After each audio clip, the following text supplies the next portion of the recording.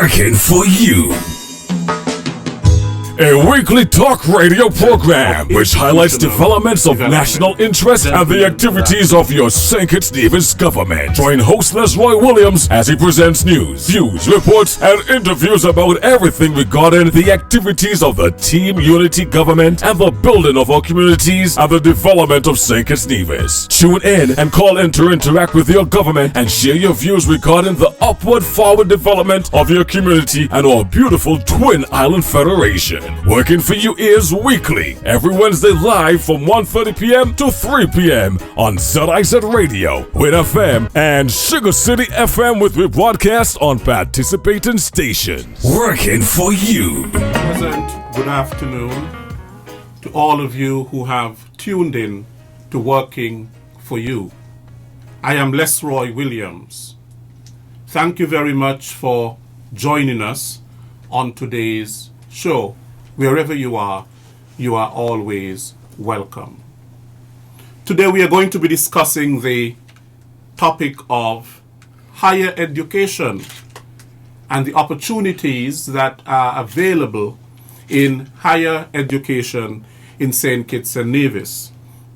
Of course, we are going to not only look at the opportunities, but we are going to look at the benefits of higher education and people being better educated in our society, how that redounds to the overall development of humans, society on a whole.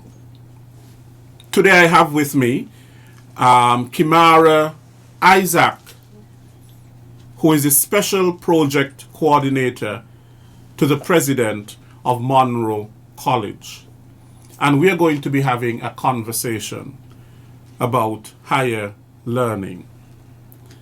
Kimarah, welcome to this program. Thank you so much for having me.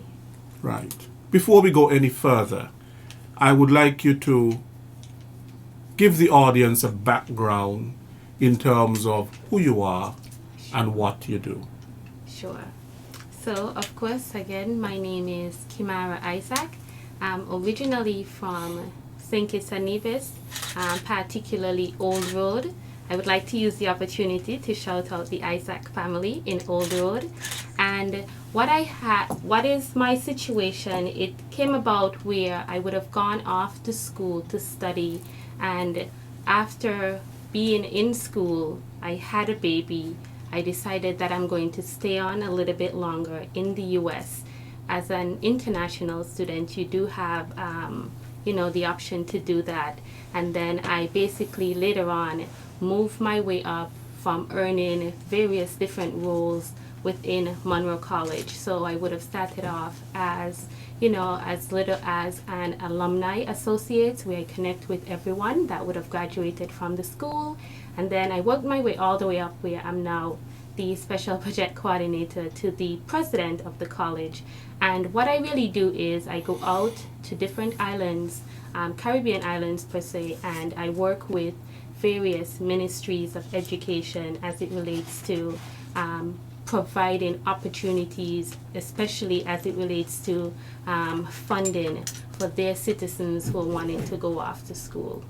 So that's what I do most of the time. In addition to that, I work with students and families in terms of doing presentations, workshops, and so forth. So that's a little bit about me. I have a 9-year-old daughter, and I maybe like sometime last year or so, I would have moved back to St. Kitts and Nevis from New York. It's going to be temporary, but for now, I'm loving it. Okay, good. Now, of course, we know that in today's world,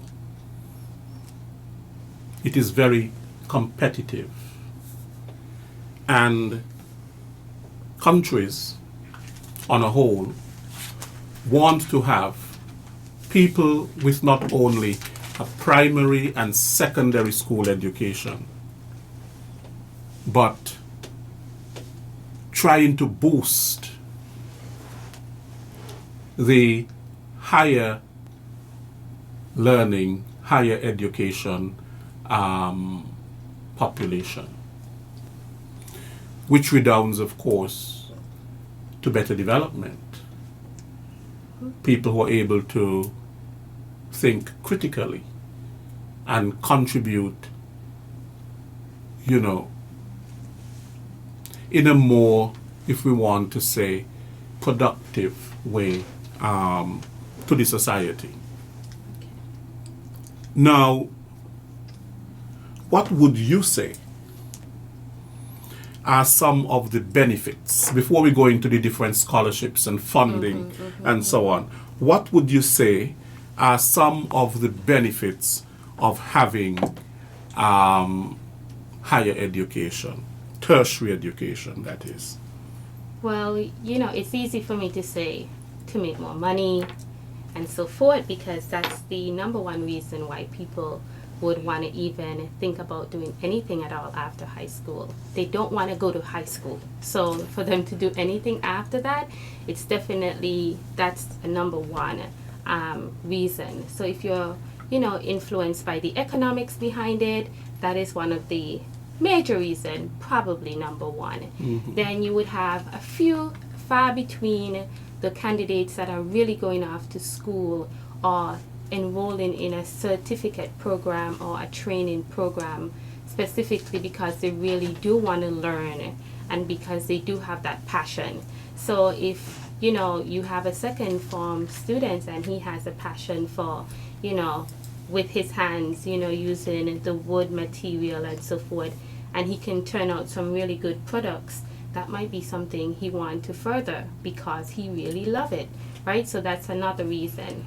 In terms of why is it people should go to college, of course, we know for a fact, we look towards persons who would have, you know, done something after the high school level to basically lead us, to tell us what we should be doing, to tell us the best ways in which something should be done, the most cost-effective ways, because we assume that because they would have gone off to school or done a certificate training program or what have you, they have the knowledge, they have the expertise, they have the skills. So in that sense, that individual is basically able to climb the social ladder a lot faster than, you know, the average person. Why? Yes. Because they're just going to be within that circle now. The circle of those who actually graduated from college, the circle of those who are invited to certain things, you know, the circle of those who can actually put together a business plan and apply for a loan. These are things that, you know, college and something after high school foster. A lot of the time people always say, why go to college? It's a waste of time and waste of money, right? But then what is a waste of time and waste of money, right? If you want to say you're wasting your time going to work a 9-to-5 job, you know, from the time you're 18-year-old to the time you're 65, if that's the retirement age, then is that a waste of your time? And then is that time more valuable than money? So these are things that people would, you know, begin to think about. The conversation is much larger as to why college, but we definitely have the fact of making more money, standing out there, being better, getting more knowledge, being more skilled, the ability to climb up the social ladder a little bit faster, and, you know, money again. And it certainly builds your self-esteem. And perhaps if you have more educated people within the society, then basically it can lead to a reduction in crime as well. Right, well, it's typically understood, and, you know, this is what the statistics says. They say that if you go off to college, or if you would have done something after high school, there's an 80% chance, not 50, not 60, not 70, an 80% chance that their siblings are going to be able to go off to college too. So in the end, what do we have? We have a population of people that are, you know, highly educated. They're able to make better decisions. You know, they believe that they could live a more meaningful life. So they're really not so thinking much about the crime. They're working hard to get what they need. That's the type of mindset you would have when people go through some type of training, college program. They start to begin to develop that type of critical thinking skill that at the end of the day, crime at that point would, you know, since you mentioned it, would be very trivial to them. So you are saying that the personal and public investment in higher education is worth the cost. That is what I hear you saying. Yes. Now, of course, we have a system, or I grew up, the education system. The people who were considered bright were the people who went to sixth form, and the people who used their hands and so on, they were good at carpentry and mason work and so on. They were considered to be not so bright. Really and truly, that was an error in the education system, or an error in thinking, because not because you're doing accounts and English and all of that sort of a thing, and others are doing carpentry and masonry and so on, that doesn't make them any less intelligent than you are. Correct. It is just that they are in a different field, a technical field. And then there is the, whole idea behind the trade schools. So just as there are colleges that specialize in the science and the engineering and so forth, there are trade schools that specialize in the automobile and the robotics and, the electrical stuff. And a lot of the times those programs are the most feasible program for our people, our population, us being from the Caribbean, not exposed to, oh, my dad have $50,000 here waiting for me when I'm ready to go off to school kind of vibes, right? So we are basically having to do a lot of the stuff on our own, because as we're growing up, at the time when we should be thinking about going to college, we basically just have to survive, because it's not a situation where, we are basically not having to contribute in some way or form to, our immediate homes, whether it's manual labor, whether it's financially, we have to contribute. So those type of responsibilities that are usually delayed for persons that have parents who take care of those basic needs, they tie up the process in terms of, being prepared to go off to school. But back to the conversation with the trade school, it's something that I want to stress, because going to the various islands throughout the Caribbean, it's a system where they already notice in order for them to develop as a country, they need people in these fields also. So they would have designed their education system and put program in place to basically accommodate those students. So I would believe after you reach a certain level, you would now transition to the other division of the school, which is more the technical vocational side, where those are the ones more interested in the actual cooking, doing more of the hands-on woodwork, electrical, and stuff like that. And it's interesting enough, because I want to tell you that I want to believe, and I probably should do the research about this, I want to believe that there's more funding available for candidates doing those programs than candidates who are, wanting to do the regular streamlined programs. One, the market is overcrowded, and two, these persons with these skills, once they graduate from their program, they're actually creating their own jobs. They're becoming entrepreneurs and stuff like that. So, you wouldn't have a plumber go off to school and easily go off and apply for a plumbing job. He would go out and get his own plumbing clients and try to fix their stuff and do his own thing. And that's one of the things, the critical thinking that, these type of programs foster also. Right, and I think the push towards getting people who are in trades, for example, to be certified, that is important. Getting them to have that piece of paper is so important. A few years ago at the college where I lectured, down in the technical division, some of the guys, of course, who did automobile, mechanic. I taught English, and some of them didn't see the reason why they should be taking English. Here it is that I'm supposed to be a mechanic. I'm here to be a mechanic. Why must I be doing English? Why is it necessary?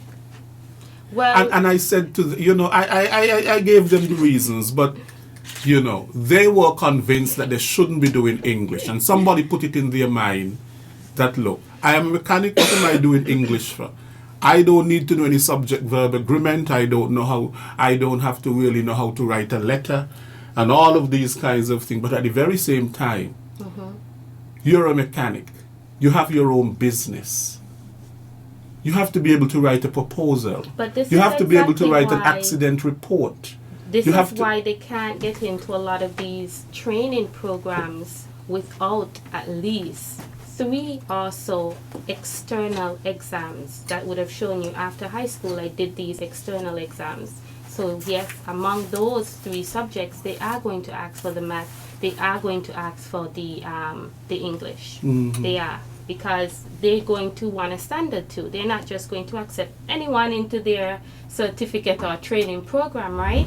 So those same questions that they're asking now, I hope if any one of them are listening, they would understand, even if you're not going in to do a bachelor degree or a master's degree, to get into some of these 6 months, 18 months training program where you'll be given certification and probably have a few job opportunities depending on your skill. You can't get into those programs to access those. So there are with- still some basic things. Exactly. So I was saying to them that, look, do you know that you can do a PhD in auto mechanic?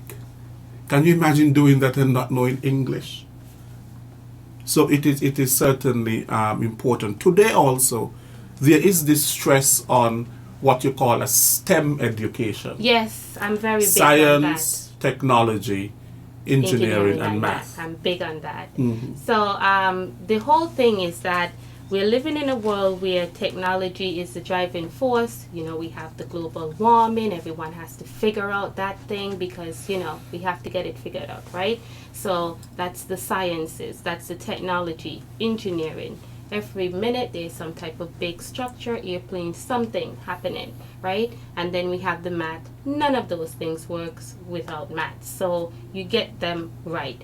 What it is that the US, I know in particular, for a lot of years, they would have had the Chinese and the Indians coming over, and even over to London also. And they're basically going there particularly to study only STEM. So they're coming only to study those sciences, technology, engineering, and math. So you could imagine, thousands of Chinese, thousands of Indian leaving their home countries, leaving, like the population has actually decreased, every September for them to go over to actually study these fields, have that money. It goes to that country that they're studying, obviously, but then what happens is that they return home because they're going there to learn what they can to further go back and build up their country. So it's now turning out into a situation in a lot of the things that America used to be ahead of, they're not. The Chinese are ahead of them in some cases. The Indians are always going to be ahead of them in some cases.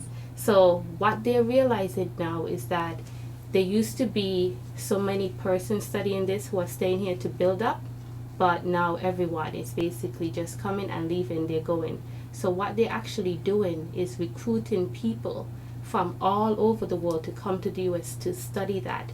And once they finish graduating, they allow them to work in the US in that field, just because they know the importance of that field. So if they're going to entice you by allowing you to work in their country for 2 years, then we here must understand that these bigger nations, they want these programs. That's what we should do as smaller nations also.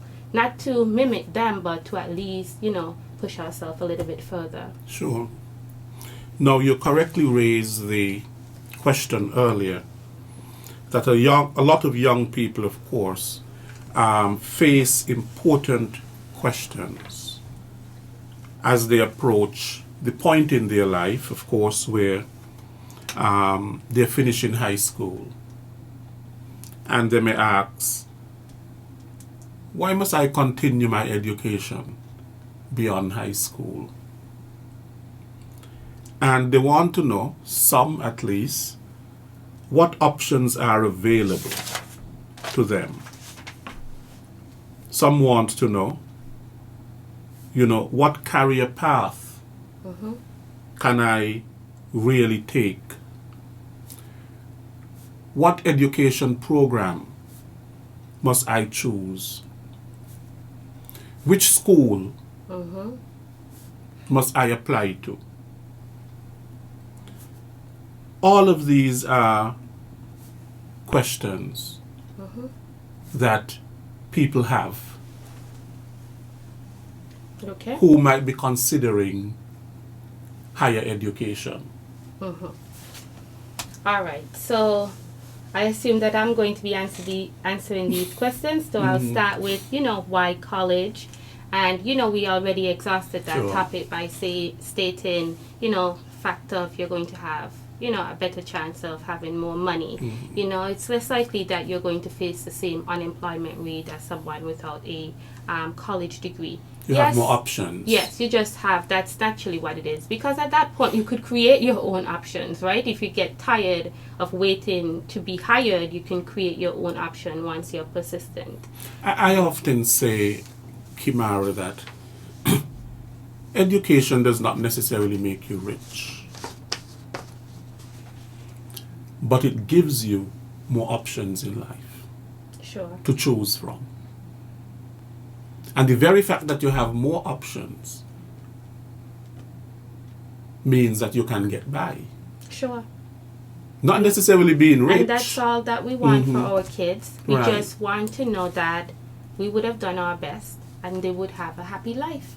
And it just so happened that we're living in a world today that happy life comes at a price of something after high school. That's just what it is. In terms of the questions, what are some of the options available to them? That's a really good question. Now, the thing is that the question that you ask, they're asking, what do I want to do with my life after high school? I believe that they're beginning to ask that question way too late. They're asking that question when they actually, realizing that they're writing their last CXC exams in 2 weeks, right? So at that point, they would have already planned what they were planning on doing, because that instance where you're selecting your subject courses, that's kind of you making a decision saying, I have all these options here. What am I going to choose? Am I going to pick social studies because my friend is picking it? Am I going to pick agriculture because I really love it, although everybody think that it's not an attractive field to be in? What is it I'm really going to do at that point? And they need help, because we're expecting them to make life decisions at that point when they're selecting their subjects. At the point when they write their CXC subjects, they would have wasted so many years of preparing for life after high school, right? So in second form, what would I assume? What are their college options? Second form, you begin to figure out, because your Ministry of Education is telling you, hey, you have to decide. You actually have to decide to move on. So at that point, second form, you actually should get a slap in your face if you haven't, received it when you went to high school, right? That at this point, let me try to identify what career path I want to take. Do I want to go in the business side? Do I want to go in the science side? Do I want to go in the, the technical drawing or whatever, right? You make a decision based on that. And then what happens is that throughout those years, third form, fourth form, even your first part of fifth form, you can begin looking at opportunities where if you're addicted to building stuff, you find a good carpenter and you work with him a few hours every day. And guess what? If you do that from second form to fifth form, right?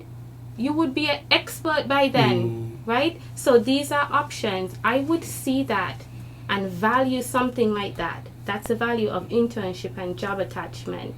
Yes, I know it's not paid, but it's a situation where you have to compensate for not having funding. And these are some of the things that you do to compensate That way you can be more attractive as a student. So once you go ahead and, secure those job opportunities, then you can begin to see exactly if you want to change your mind and that type of thing. Look at ways in which persons in those fields would have done it and see where they are now. See how they started. Learn from their mistakes so you can cut it out. But guess what? That won't be even possible if you haven't even realized that's what you should be doing in second form. So as it relates to college options, you have to start early. That way you can make yourself more marketable and get more scholarship opportunities. So at the end of the day, you're painless, your parents are painless for college, because a college could really cost you $30,000 a year. And after all your scholarship comes in, whether from your government, from private institution, who you can actually go and advocate for funding from based on how marketable you are, right? Sometimes when these stuff come in, the student probably pay like $25 per semester, but they started preparing 4 years down the line to save 1,000 years later. Some people wonder, what's the point of spending all of this money in an education? I go to the development bank, I get a loan, I go to study, I come back, and every month I hardly have anything left. I have to be paying development bank all of this money. It's like an albatross around my neck. I can't even, get another loan to build my house. And so on and so on, and I have all these years and so on. It is just not worth it. Right. Well, for those persons, and because I would encounter those students all the time among those that are really serious and those that are wanting to go. And then, I tell them, if you feel that taking a student loan, once you are able to meet the requirements, if you feel taking a student loan for $30,000 or $35,000 US is too much for you to do now or in your future because you feel it's going to be a waste of time, I'm not quite sure, and this is what I'll say to them, I'm not quite sure what you're using to make that decision. I don't know what you're using. But how would you feel if this young man right next to you would say, you know what? I'm going to believe in myself and I'm going to give it a shot. And I'm going to see what I can do to get into school and meet the requirements to get funding to go off to school. And that young man, you keep seeing him, right? Whether on social media, whether he returns for carnival, whatever. You see that young man and you realize, but wait, I passed more CXC subjects than him. And now he's about to graduate with his degree. What is he studying again? Criminal justice? With a minor in what? Forensic accounting, right? Then that individual, and I said to them, if you feel that you're going to be content with your decision, once you see a possibility like that, someone you were in the position to take advantage at the same time. If you feel that you would be okay and you would just smile with him the same way, don't act like you have any hard feelings or anything, then you're doing the right thing. Right. If you believe that for some way in the back of your mind you're going to feel like, boy, I should do it to trainer, like I could have invested in myself, I don't have to pay back the loan now, it's over a period of time, they're lending it to me, so I'll probably has a high chance of paying it back, obviously, right? So if you're beginning to start thinking along that line, then you would not have that situation where we're getting them that saying a waste of time, because at that time it's not my job to convince you that you need to go to school. It's my job to help you get into school and graduate. And as best as I could, whether it's through recommendation letters or making a call, finding out what opportunities are available for jobs and seeing what I can do for you. My job is not to convince you to go to school, because if I have to convince you to go to school, you won't pass and you won't graduate, and then you won't be able to pay back your student loan, and then you won't be able to get jobs. You just won't be able to be successful. So I definitely try to look for a particular mindset in the candidates that I'm working with. One of the issues that I have in society, or what is supposed to be an educated society, and trying to convince more people of the value of higher learning, the tertiary level of education. And we do have quite a number of people in our society who have been to university and so on in St. Kitts and Nevis. Of course, we need a lot more, because I don't think the percentage is where it really should be. Most people would have had a secondary education. But what I find is that people are just content to say, well, I have a bachelor's degree or a master's degree, or I have a PhD. I go to work, I build a house, I start a family.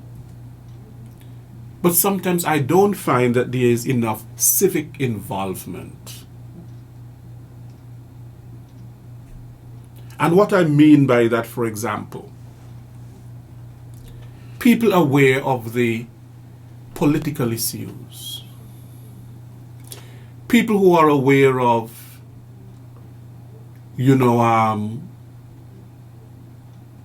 their responsibility, their duty to speak up when things are wrong. Organizations, of course, whether it be the Christian Council, the Evangelical Council, the Bar Association, professional people who sometimes turn a blind eye to issues who are not as involved civically as they should be.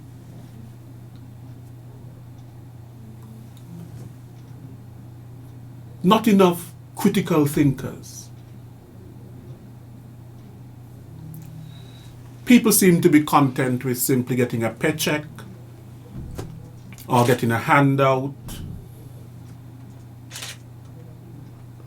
Is that what having higher education means? Well, in my definition, it doesn't mean that at all. I think a lot of the times we might have a lot of people with college degree, with some type of training after high school, turn a blind eye blindly because they feel they have too much to lose, right? And why does it feel like they're going to lose? Perhaps act or not acting is in their best interest, right? So if it's in my best interest because I feel that I'm not safe, or if I just feel like I just don't have the protection that I need, then I might be able to say, well, let me not take the risk because I don't want to have to deal with the consequences after that, especially after you would have done your best to put yourself in the position where you are, gone off to school, study and everything. You don't want to put yourself in a situation. I believe they have too much at stake to lose, and they don't feel safe. That's the only reason why I particularly would turn a blind eye. If I know that I have defenders behind me and everyone has my back, then I don't care. But if I feel I'm standing all alone, then it may just make me second think what it is. I know I should do the right thing. And at that point, I think survival kicks in.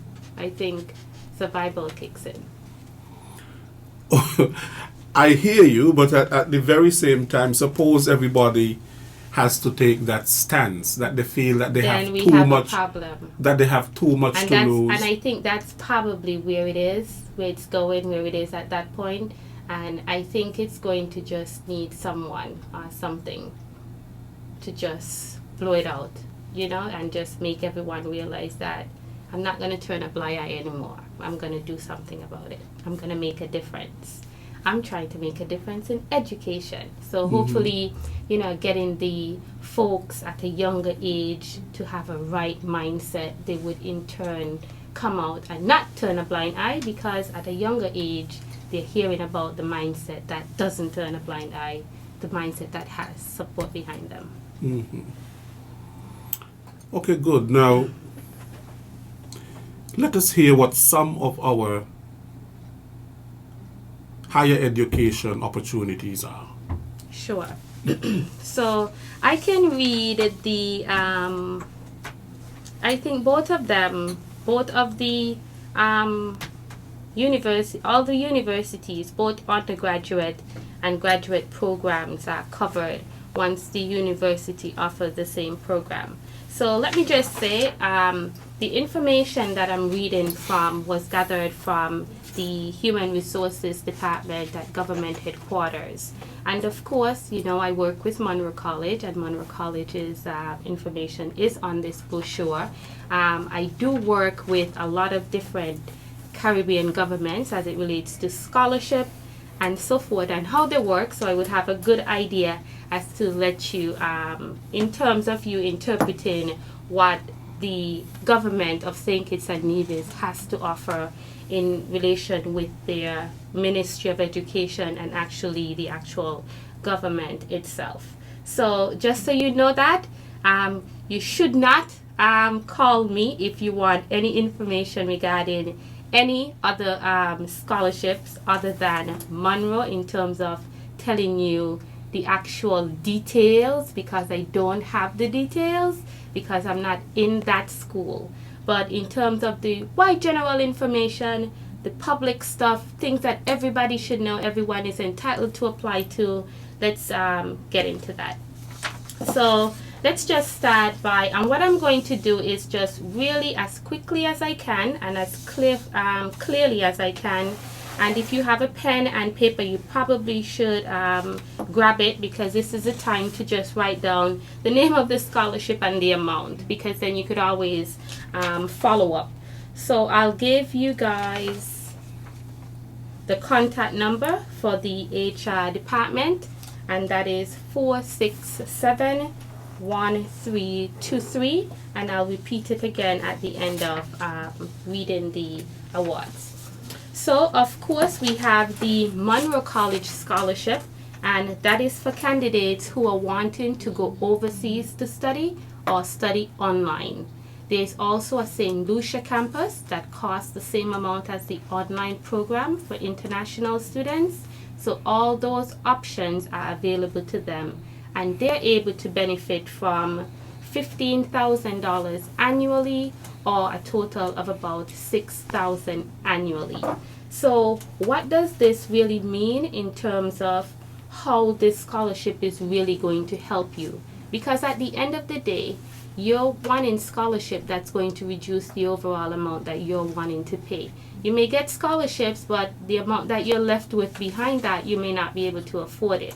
So for instance, Monroe College costs about $30,000 for the year. That's very reasonable in comparison to university that cost close to $60,000 and $80,000 and so forth, sometimes for tuition alone, not including meals, right? So for $30,000 a year with your tuition, meals, and housing, that's really reasonable if you know what it costs to get an education out there at this time. So that's the cost for the year. You're able to get $15,000 annually. That's 50% of your overall charges for that year. Every year until you graduate, you're going to get that $15,000. That's if you go to New York and you have a bill of about $30,000. Online and St. Lucia, you're paying about $9,000 per year. The amount you're getting in scholarship would be around $6,000 per year. So right then and there, you're seeing the major scholarship opportunities with your government, the Ministry of Education, and Monroe College, especially if you're wanting to go out to New York, somewhere that is, hip, vibrant, somewhere you can get that diversity, somewhere you can get to learn new things and bring them back home. So that's Monroe. Then we have the UE scholarship, where economic cost is provided only to persons attending the UE campuses Cave Hill, St. Augustine, Mona, Yeah, And Cave it Hill is covers- Barbados, St. Augustine, Trinidad. And it covers basically 80% of your tuition. Mm-hmm. So whatever your overall cost is, I would assume 80% of that is covered for your studies at these locations. It doesn't sound like it's specific to a particular field, or else they probably would have listed that here. But for now, 80 The 80% that is covered is for, Tuition. yes, that is what you call the economic cost. Mm-hmm. And that basically is for students from the participating countries Correct. or governments in UE. Okay? Correct. So, yeah. So then we have the scholarship out of Cuba. So, and I'll just read what it has here directly from the flyer. As of recent, only scholarship to pursue studies in medicine. Awardees are granted first and final airfare from the government of St. Kitts and Nevis. Commencing in their second year of an annual stipend is also provided by the government, which is complemented by a monthly allowance from the government of Cuba. All housing, education, and meals are provided by the government of Cuba. So that is for candidates who are wanting to go to study medicine in Cuba. Then we have the scholarship from Taiwan, and it's the ICDF program. And this program offers courses for both bachelor and master's program. You're not required to pursue a year of language. Of course, that's a concern because of the language difference there. But they're saying that you're not required to take to pursue the year of language. 4-year bachelor degree, full scholarship. Schools and subjects area are pre-identified. When advertised, you must visit Miss Debbie Isaac, and she would give you more details as it relates to that particular scholarship. We have the OAS scholarship. So they're saying that even though the scholarship opportunity is geared towards graduate studies, consideration is given to persons who are either enrolled or have been accepted to pursue studies at a maximum time of about 2 years remaining. So they're saying that the amounts that they give is up to $30,000 per year for a maximum of 2 years. And you can definitely find more information about this particular award at the oas.org, and you can definitely navigate their scholarship portal there. There's one other scholarship here from Taiwan, which is the MOFA, and this program offers courses for bachelor and masters also. They're saying that a year of language for this one is required. So for the ICDF in Taiwan, you don't need to do the year of language. But for the MOFA, you definitely have to do that year for the language requirement. So they're saying that it's actually going to be a 5-year time that you're going to spend to get that bachelor degree because of that 1 year that you have to do. So the applicants again are required to visit Miss Debbie Isaac. It appears that Miss Debbie Isaac would have be the one to be managing the scholarships for Taiwan. That's the ICDF and also the MOFA.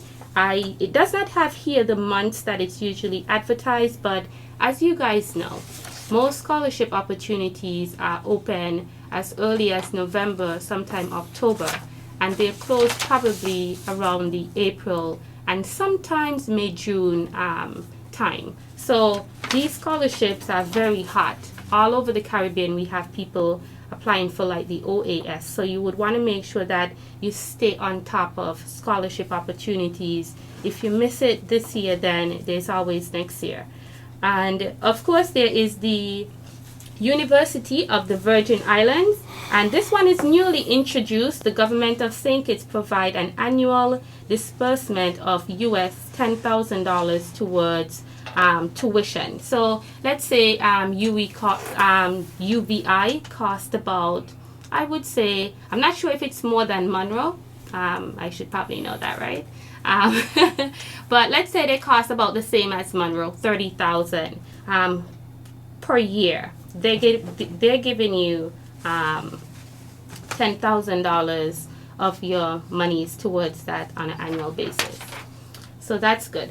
And in terms of the graduate scholarship opportunities, the OAS, the 2 scholarships from Taiwan, as well as the University of the Virgin Islands and the Monroe College, they cover both undergraduate and graduate studies. So if you're having a graduate, if you already have a bachelor and you want to do that master's, yes, you can apply for these scholarships from these institutions. And there are an additional 2 scholarships that is specific to the graduate program and doctoral studies. This one is the Commonwealth Scholarship. So the Commonwealth, that is the UK, Canada, Trinidad, etc. These programs pursue master's and doctoral studies, usually full scholarship unless otherwise indicated. So that's the Commonwealth Scholarships. That's for master's and doctoral studies. And then there's a special note here. Austria, Chevron, etc. These are basically ones that are advertised by the HR department, and when they become available, candidates will hear about them to the different agencies, and they are definitely responsible to seek out their own institution in some of these areas. So it's definitely easy to have the scholarship opportunities available to you, but you definitely have to do some work in terms of reaching out to some of the schools and making sure that you get through their admissions process to find out if you're going to be accepted into their school before you even apply for these opportunities. And that's all the scholarships here. Right, so that's about scholarships. Some of them are partially funded, some of them are fully funded. What about funding opportunities outside of scholarship? Right. So, of course, we know, well, the thing is that there are only a few ways in which people could pay tuition. It's either a loan, it's either savings, or it's either some type of grant or scholarship. That's just how it is. Students and parents' dream is that grants outweigh the amount that their bank statement would have to show, meaning their savings. That's the dream. How much am I getting in scholarship? Because I only have $10,000 on my bank account, right? So those are the 3 ways in which parents and students fund education generally. So in terms of scholarships, students can exhaust all the means that are available to them. But what I would recommend that they do, they have to find institution, and this is not going to take a few months. This is not going to be a situation where you're sitting at work one day and you decide I'm going to study, right? Unless you would have done a year of work of prep and looking for these awards. And what you do, you identify certain organizations, whether in the region, whether locally, that give scholarships. And you start working and doing what you need to do to meet those requirements. So for instance, I know currently there are a few scholarship opportunities available to St. Kitts and Nevis nationals. One is the Sandy Point Benevolent Society Scholarship, where candidates can apply for a range of 6 different scholarships, getting up to, close to $6,000 a year. Then we have a TDC scholarship that is now open, and I believe you can get more details from the HR department or the marketing department, and their award is for $5,000 a year, right? There's also the Liamiga Association, and I was just made privy to some of the information. I can't speak too much of it because I don't have too much details. But in terms of the amount they give, I'm not quite sure. In terms of their decisions, I'm not quite sure. But in terms of all the others, decisions are probably going to be out by June 15th. So that means candidate would have already been applying for at least 2-3 months ago. So if you would have not heard about this is time to try to get an application in to these scholarship opportunities. There will be a scholarship workshop coming up also in the Sandy Point area around the 29th also of this coming month. So all of these different opportunities, you're asking, What are they going to do other than, you know, government funding or whatever the case is? You have to start looking. There are organizations and companies that do it. The problem is that we just start looking and identifying them a lot too late, and we're just not able to take advantage in time. No, we have had schools where people go to, or so-called universities, and do a 4-year undergraduate degree, only to find out that the school is not accredited. Okay? So it means then that sometimes people do not do their homework in terms of what makes for a good school. And then they realize, because the school is not accredited, their degree or all the work that they put in, the piece of paper really has no value. How do you address that? And I want you to tell me what makes a good school. Well, Because not all schools are good. Right. You have a lot of schools out there, all kind of schools here and there.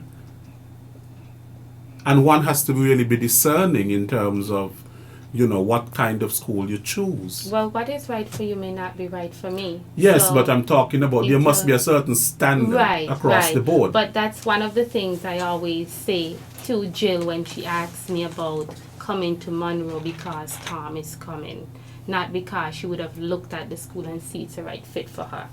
So that's one of the things. So let's just talk a little bit about accreditation, because that's a big thing. And a lot of the times I get people walking up to me, all different ages, from all different walks of life, you know, from different countries. Is Monroe accredited? And then I turned to them and I said, what do you mean?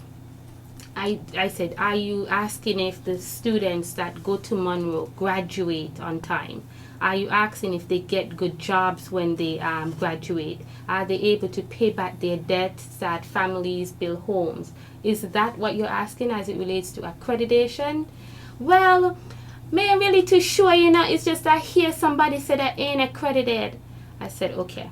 So what people need to get is that accreditation is given by a body, right? The U.S. Department of Education does not give accreditation. There are bodies within the U.S. in particular that gives these accreditation. So Mr. Williams, you might have an accreditation body where you have a team and your job is to be an accreditation, you know, company. So you would go out and give accreditation to universities based on where your company, based on your standards, feel that they rank. And how do you do that?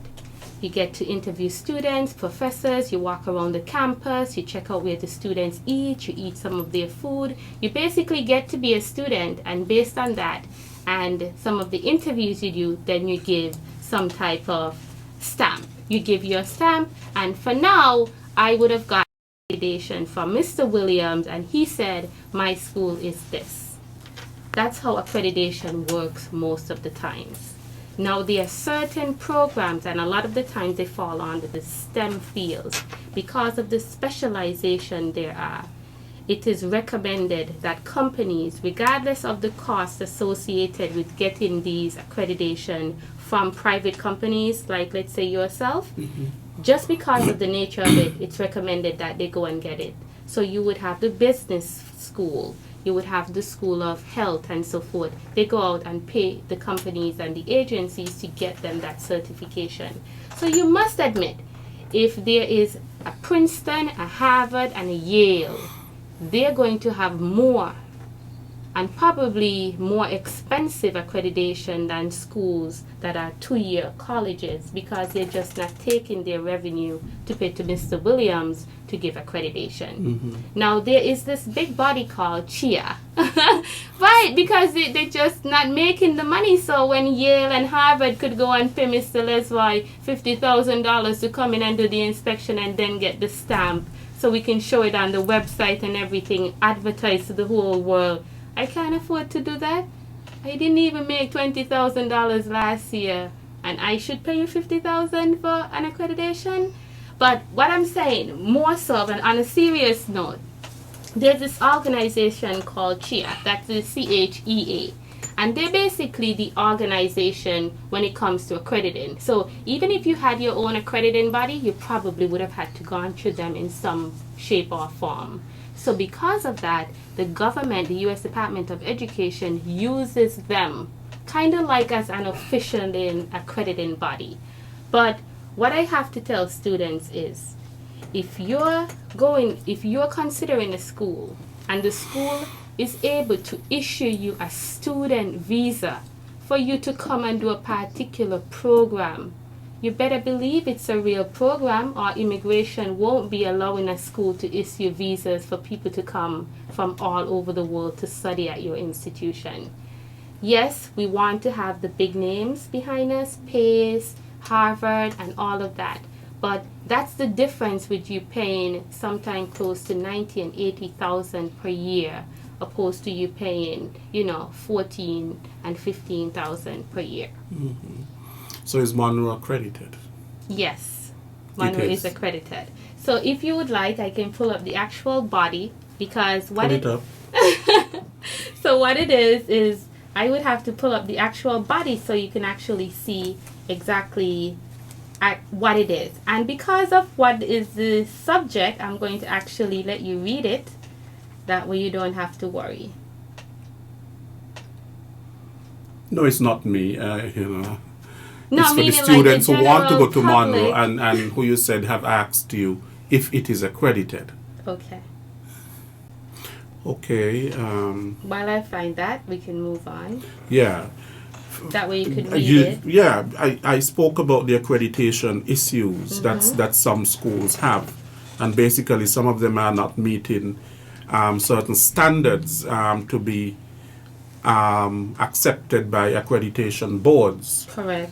Now, what are some of those standards that accreditation boards look for before they can grant accreditation? I think I asked you, what makes a good school?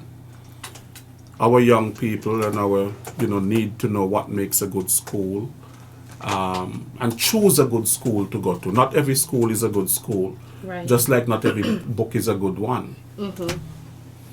So what makes a good school? Or what are you asking? How do they know what is accreditation? So what you can do is just read the first 2 lines. This is on the accreditation, and then you can see basically it's a quick read telling you all the different things. So it has online accreditation, and which is basically the same thing for all. One accreditation is the same thing for everything. That's just the online accreditation. Okay. Yes, for the same thing. Are you going to tell them? You want me to read it? You don't have to, but considering Monroe College is accredited by the Commission on Higher Education of the Middle States Association of Colleges and Schools. The Commission on Higher Education is an institutional accrediting agency recognized by the U.S. Secretary of Education and the Commission on Recognition of Post-Secondary Accreditation. Monroe College is authorized by the Board of Regents of the University of the State of New York to grant certificates and degrees in a number of areas. Yes. So, now to go back to the question as to what it is that they should look for. So, it's it's one of those situations where candidates have to do what is right for them, meaning I would not recommend that I send anyone to a school that I've never heard of. Why? Because there is no word of mouth testimony. There is no one to justify, say what their experience was like. We know for a fact everyone is not going to have a good experience every time, everywhere, because we are humans. But what I'm saying is that if there is a constant, talk about that not being the best place to go, students are not successful, they graduate, they change tuition, whatever the case is, then definitely you don't want to do that. So when people ask me, well, There are so many schools out there. Which ones I should go to? How do I begin this college search? Well, guess what? There's a lot of things that you have to determine. You first have to determine what your major is. You then have to determine where do you want to study? Do you want to do something online? Do you want to go overseas? All of these would basically influence the type of college that is right for you, right? You may find a program that is so accommodating, it's what you want to study, it's the right cost, but guess what? They don't have an online component and you're not able to travel overseas because of your work obligations and family life, right? So in terms of selecting the right school, try to stay in places where you know other people, your people, would have gone. I know I hear it all the time. I don't want to go there because too much St. Kitts people there. But guess what? You have to go where you're familiar with and you stand out, right? It's what you do there that really determines who you are and how successful you are going to become after college. Not, who you were before and what school you went to. A lot of the times people tell me that, but why did you go to Monroe? You had other opportunities to go to other universities. I said, listen, it didn't matter if I go to St. Thomas or I would have gone to Texas or if I would have gone to London. I'm still Kimarah, so I would have done whatever I wanted to do anyway. And I would have wanted to be great, and I'm going to be great. So regardless of which school I go, it's really not going to determine how successful I am. I am going to determine how successful I am. So in terms of choosing the right school, the person have to know themselves, and that is why I tell you that it takes a long time. In the US, candidates start prepping for school in basically grade 10. That's like what, third form? Students are thinking about college after they would have written their exams, not at the time when they are selecting subject areas, right? I do not believe that students should directly enroll into CFBC if they haven't figured out what it is they're doing, because they're just furthering the delay for an additional 2 years. So what they should do before they leave high school, while they're taking those subjects, try working out what it is they're wanting to do, because a lot of opportunities are available to high school students. Students get full scholarship at their high school level based on their performance and how marketable they are. I'm just sorry they're just not available once you would have left high school. So just by being a high school student, because remember, college is designed for high school students. It's designed for candidates to go to high school, college, right, directly after. So when I tell you that they're looking for the best of these high school students, that's what they are. But our kids here on St. Kitts and Nevis, some of them are not fully ready to take advantage of everything that they could. Because a lot of the times I would meet with parents, I wish I had met you before because this might have been possible, and so, but then they begin to have the conversations with themselves. So selecting the college, you can't just select a college based on what you see other people doing. The costs have to be right, the location has to be right, everything has to be right, the program has to be right, the delivery method must be right, they must be able to accommodate you as an international student, right? So there are a lot of different factors involved. They must be able to say, well, hey, I know someone from St. Kitts. Because a lot of the times what we find is that persons in the Caribbean, they apply to the bigger schools, and a lot of the schools, they've never heard of St. Kitts, right? They've never heard of CXCs because they don't focus on the Caribbean. They focus on Asia. So they know what Asians have. They know what Indians have. So when students come out of school and they have, 9 CXC subjects with 9 distinctions, but they haven't done an SAT class, you know what that college is really saying? I'm sorry, you can't even apply to our college because you don't have a score. You haven't done that one exam and get a score so we can see how you match up with everyone else. Yeah. I would imagine that, for example, a good school would have, good student support services, adequate support, adequate libraries, equipped with enough textbooks and so on a wide range of subject matters. Professional and certified teachers, lecturers, professors. The learning environment must be one that is conducive to people learning and all of that. And the school must be accredited. Mm-hmm.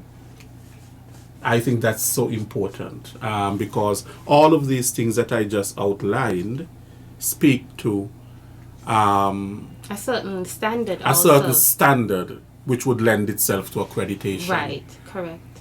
So those are some of the things. Okay, Kimarah, I'll tell you what, we are going to go to the phone lines. Okay. And see what questions that people might have. So we are going to open the lines. The numbers to call, the local number is 465 25 55. That's the local number, 465 25 55. And the overseas number is 1718 577 2916. That is 1718 577 2916. We welcome your calls. Do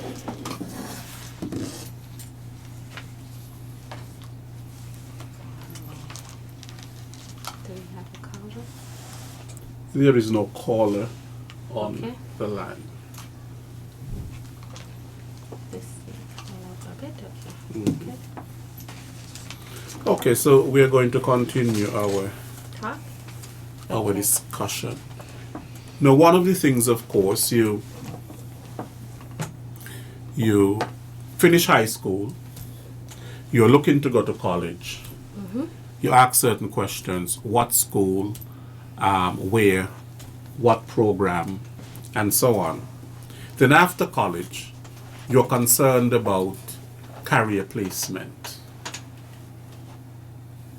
Mm-hmm. Here it is, you're coming out as a budding person with all this knowledge and you feel as though you can change the world and so on, and sometimes people get a bit haughty and all of that, and you're out there now in the real world. Well, Not necessarily the academic world, but the real world. The real world. And now you have to apply yourself now. You have to actually go into the work environment and so on. Now, you first have to find a job, of course. Yep. And a job that really suits, what you would have learned and what your skills and your qualifications, transferable skills. Sometimes you may not have a degree in a particular area, but you have a broad-based education, a lot of transferable skills that can, you can fit into certain things, even though you don't have a degree in the particular area. And so on, Okay. Well, as it relates to candidates, starting to feel that, because there is that situation where, after graduation, for the first 6 months to the first, I would say 9 months, sometime a little bit more than a year, depending on how active you are, but there is that gap, the 6 months to 12 months before you actually find something. So to combat that, I always recommend to my students that they must apply for jobs 4 months out of actually graduating. That way it actually cuts down their wait time. A lot of companies are now able to do interviews via the phone, so if they're overseas or whatever, they can still do that. That's the same thing for candidates who are getting online degrees. Once they know their graduation is coming up in 4 months, meaning they would have taken their final classes, they can now start, they should start before, 4 months before that, check in their particular field in terms of companies that are hiring, and they can start sending application. So imagine before you graduate, doing that 4 months before. You're not gonna feel so bad after you graduate and then there's the 6 months wait or the 4 months wait. But if you would have done nothing and you would have been sitting home, calling or waiting or emailing resumes, then you'll be definitely tired at the end of 12 months. But in terms of candidates who are definitely wanting to use that type of skill or expertise, what it is they would have gone on to further. I would assume, right, that candidates who are going off to school at this point, they're going off to school or enrolling in an online program or doing training. They're doing it because they know for a fact it's the way to a better life. So when I say it's the way to a better life, it means that you're going to be able to earn more money, and because you're able to earn more money, you're basically going to automatically qualify for a lot more things than you wouldn't have if you did not earn the money that you did, right? So if we know that that's the reason, I'm assuming that these people know this and they understand that even with the knowledge that they're going to get from college, they must work hard. They must work hard and they can't give up. Now, I have seen a difference in my students where those that are active, they get job interviews in New York. They have position waiting for them when they get back. Why? Because they would have looked for 4 months or so. And guess what? They may have been asking around, having someone keep an eye out at a company for them, that type of thing, because they know they're graduating, they're proactively working. For other candidates who are of the same mindset, they know they have all these skills. If you're going to school, you're probably going to come out with skills that are going to enable you to provide a service or offer some type of product, right? You're spending all this money for a college degree, critical thinking, and all these different things. You must be able to do this for yourself that companies are going to pay you to do. So I'm assuming persons that should be of the mindset when they're going off to college that they're wanting to become business owners. They want to make changes. Now we know for a fact, based on our economy, based on the amount of people we have living on the island, there might not be accommodation for everyone that returns from college to start their own businesses. However, there are ways in which persons can earn revenue. Once they use their resourcefulness and their critical thinking, it's their job, it's their responsibility. That's what you went to college for. Find a way to pay yourself. Yes, it's going to be hard. You're going to need some help, but you have to try. So when a candidate tell me, oh, I can't find anything, and I ask them, well, I know that you actually sent your resume to that company, that Mr. Lesroy have to review that resume. But have you actually just took a walk over to Mr. Williams' office to just introduce yourself, let him know that you submit an application? In college, you learn different ways of doing things and getting what you want, right? So if you're going to be Mr. Williams having a candidate, you have one candidate to hire, but you have 20 applications. But you met a nice young lady who came in and said, hi, good morning, how are you? You know, that type of thing among them. You would at least call her in for an interview, right? Because if she meets the qualification of the position, because she applied for the job, she probably have some type of degree, some type of experience, and you said, you know what? She's approachable, she meets the qualification, let's call her in for an interview, have her in. No, that person wouldn't regularly have been called for an interview. They probably could have been waiting. But these are ways in which you find ways in which to make yourself more marketable, to get out there a little bit more and network a little bit more. Because once you associate yourself with certain set of people, it's just automatic. You're going to hear something, you're going to say something, and it's going to start working out for you. Let me tell you, we have a sort of a mentality that I have seen where people will prefer to sit down and do nothing rather than do something because they feel that, oh, I have this education and I have this and I have that and I ain't doing certain things that going to pay me a little bit of money. But then it's a fact that people who graduate from school make less than what they should make in their first year or two. That is true. But some people don't want to take... Well, I don't know what to say. Take less until they can get more. They prefer to sit down and do nothing rather than to take something, because here it is, I have a degree and so on, and until I can find some work, I will sit down the work that will So pay me here's for what my. I'll say to them. I'll say, guess Mm-hmm. what? You are you're just less attractive to have, come out of school and been sitting there for a year and 6 months, rather than coming out of school and holding on to a, entry level position for that year until you're able to apply to something else. I want to hear that person, and that's what I'm going to say. I want to hear you tell me what you have been doing for the last year, a year and a half, while you weren't working, since you did not get anything in your field.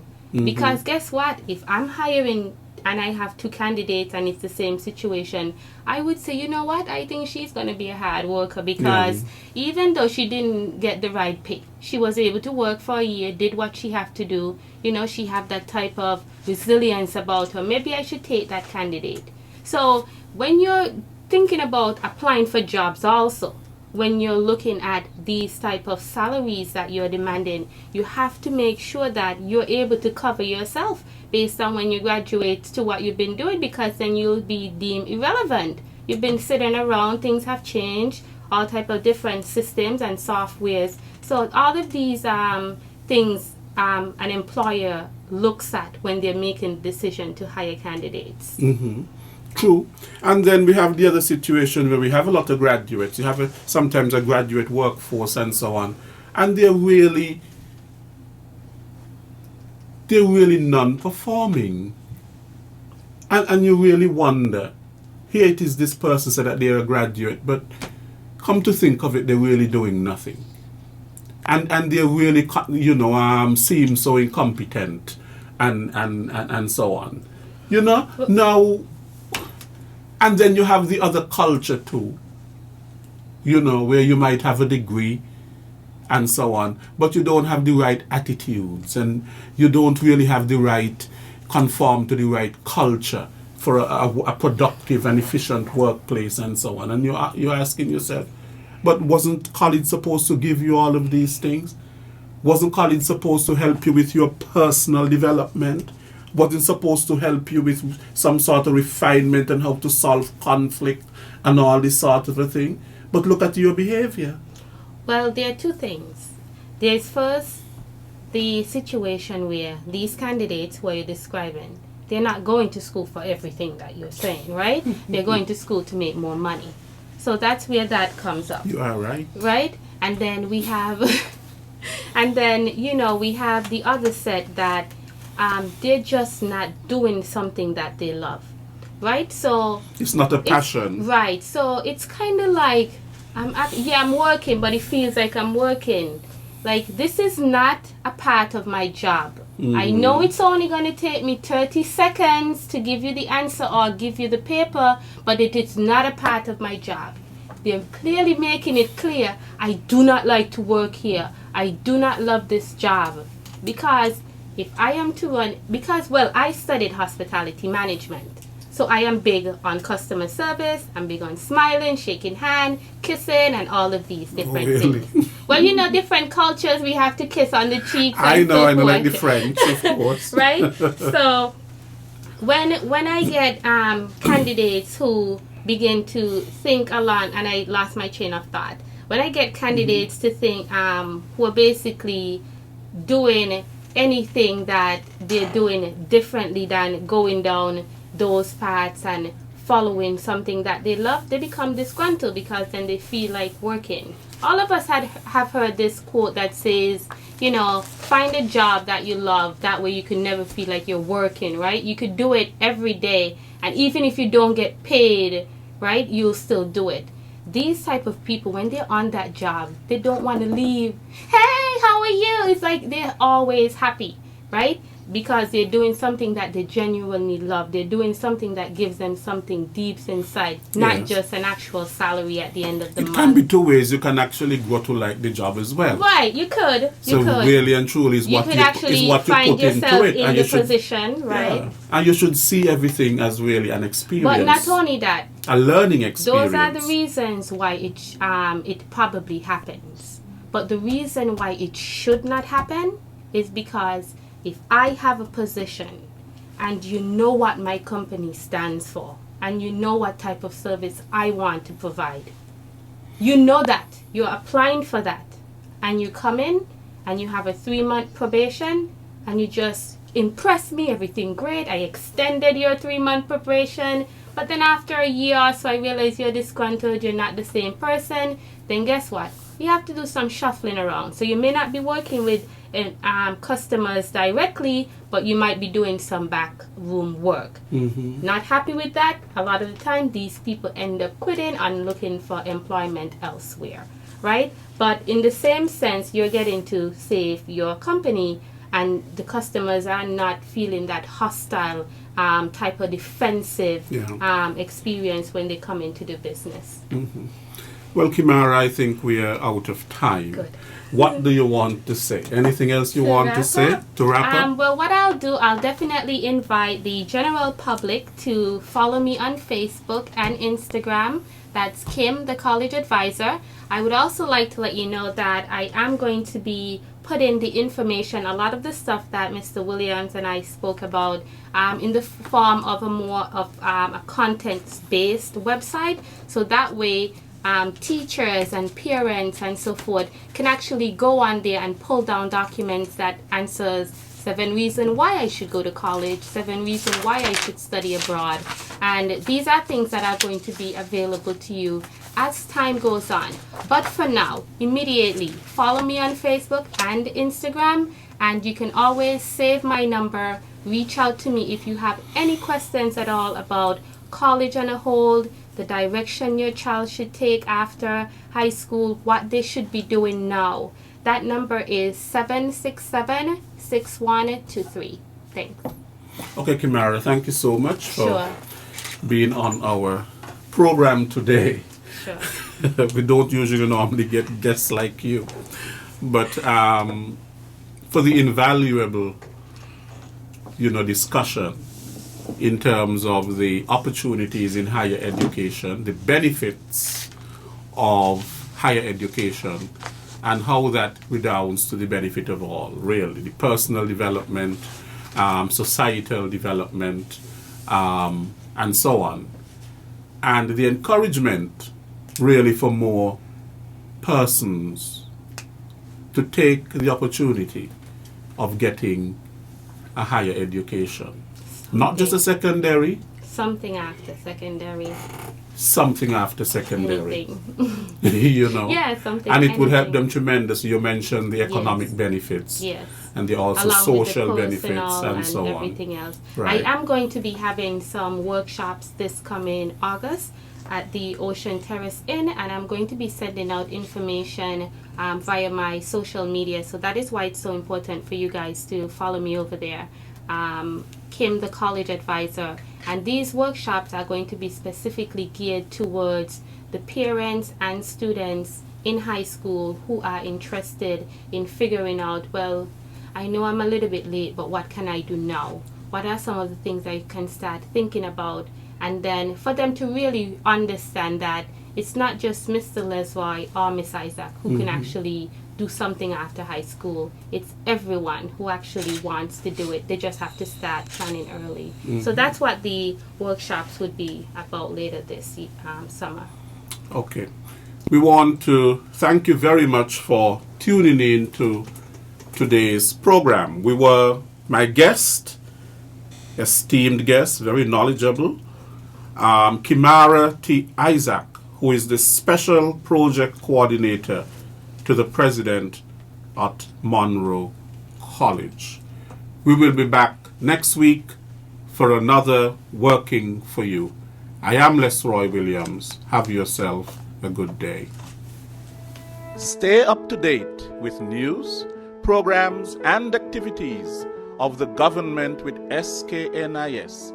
Like us on Facebook. Listen to us on SoundCloud.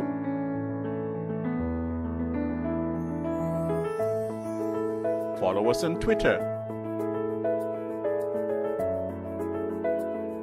And watch our videos on YouTube. Connect with us today.